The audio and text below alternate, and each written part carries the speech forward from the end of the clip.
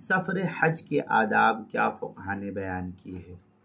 چنانچہ جب کوئی شخص سفر حج کے لیے عازم حج ہو، سفر ہو، تو اسے چند باتوں کا خاص خیال رکھنا ضروری ہے تاکہ جو ہے اللہ تعالیٰ اس سفر سے راضی ہو جائے۔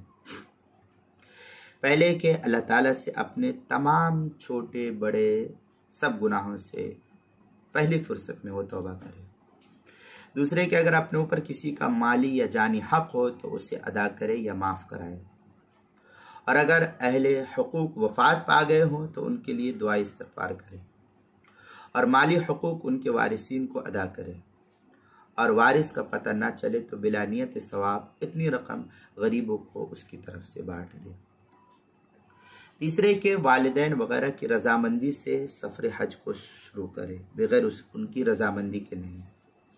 چوتھے کہ اپنے پاس اگر کوئی امانت یا عاریت کی چیز رکھی ہوئی ہو تو وہ مالک کو واپس لوٹا دے، نہ رکھے کہ پتہ نہیں اس سفر سے واپسی ہوتی ہے یا نہیں۔ پانچویں یہ کہ اپنے اوپر دوسرے کے حقوق مثلا قرض وغیرہ اور دوسرے پر اپنے حقوق کے بارے میں تحریری وصیت نامہ لکھ دے کہ میرے اوپر اس کو دینا ہے اور اس سے لینا ہے مجھ کو۔ چھٹے یہ کہ استخارہ کر کے سفر کا آغاز کرے تاکہ ہر قدم پر اللہ تعالیٰ کی مدد شامل حال رہے۔ نمبر 7، بہتر ہے کہ کسی نیک رفیق سفر کو ساتھ لے لے جو دینی و دنیاوی اعتبار سے اس صورت میں اس کا معاون اور مددگار ثابت ہو۔ 8ویں کہ حج کے ضروری مسائل مناسک سیکھ کر کے پھر سفر حج کو شروع کرے، یا کسی معتبر عالم کے قافلے میں شامل ہو کر کے پھر سفر انسان کو شروع کرنا چاہیے۔ نمبر 9، بہتر ہے کہ سفر میں خالص عبادت کی نیت ہو، تجارت وغیرہ مقصود نہ ہو۔ نمبر 10، دوران سفر اشیاء کی خریداری میں زیادہ مول بھاؤ نہ کرے۔ کسی چیز کو خریدنا ہے تو زیادہ، جیسے ہم ہندوستان میں کر لیتے ہیں، یہ کتنے کے دو، ایسے دو ویسے دو، یہ نہیں کرنا چاہیے، بلکہ فراخ دلی سے خرچ کرے، کیونکہ حج کے سفر میں ہر روپیے کے بدلے 7 لاکھ روپیہ خرچ کرنے کا ثواب ملتا ہے۔ نمبر 11، زیادہ تر باوضو رہنے کی کوشش کرے اور پاکی کی حالت میں سونے کا اہتمام کرنا چاہیے۔ پاک صاف پوتر ہو کر کے باوضو ہو کر کے سونے کا اہتمام کرنا چاہیے۔ نمبر 12، زبان کو غیر ضروری باتوں سے محفوظ رکھے، فضول بکواس فضول باتوں سے پرہیز کرے۔ نمبر 13، جمعرات کے روز سفر کا آغاز کرنا، اس کو فقہا نے مسنون قرار دیا ہے، تاہم اس کے علاوہ بھی جائز ہے۔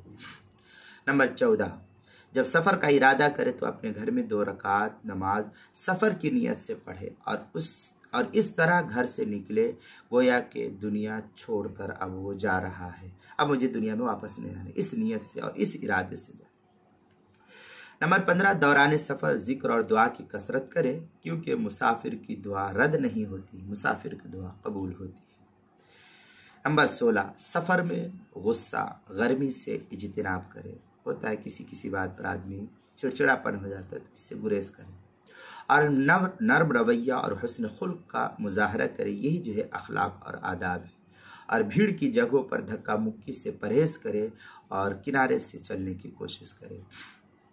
نمبر 17، حتی الامکان سفر میں اکیلا رہنے سے بچے، اکیلے پن سے بچے، بلکہ ساتھیوں کے ساتھ رہنے کا خوب اہتمام کرے، کیونکہ اکیلے ہونے کی وجہ سے بسا اوقات بہت پریشانی اٹھانی پڑتی ہے اور بسا اوقات تکلیف کا سبب ثابت ہوتی ہے۔ اس لیے اکیلا رہنے کی بجائے اپنے قافلے یا کسی کے ساتھ جا رہا ہے اس کے ساتھ رہے۔ یہ تقریباً سفر کے 17 آداب جو ہے غنیت الناسک کے صفحہ 34 سے صفحہ 40 تک نقل کیا۔ فتاوی تاتار خانیہ تیسری جلد صفحہ 480، فتاوی ہندیہ پہلی جلد صفحہ 219 220 221، فتح القدیر دوسری جلد صفحہ 412، البحر الرائق جو زکریا بک ڈپو دیوبند کا ہندی نسخہ اس کی دوسری جلد صفحہ 541 پر اس کو نقل کیا۔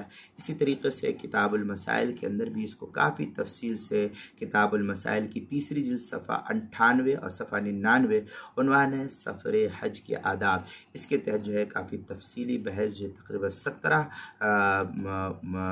آداب جو ہے نقل کی ہے، تو آپ یہاں بھی دیکھ سکتے ہیں۔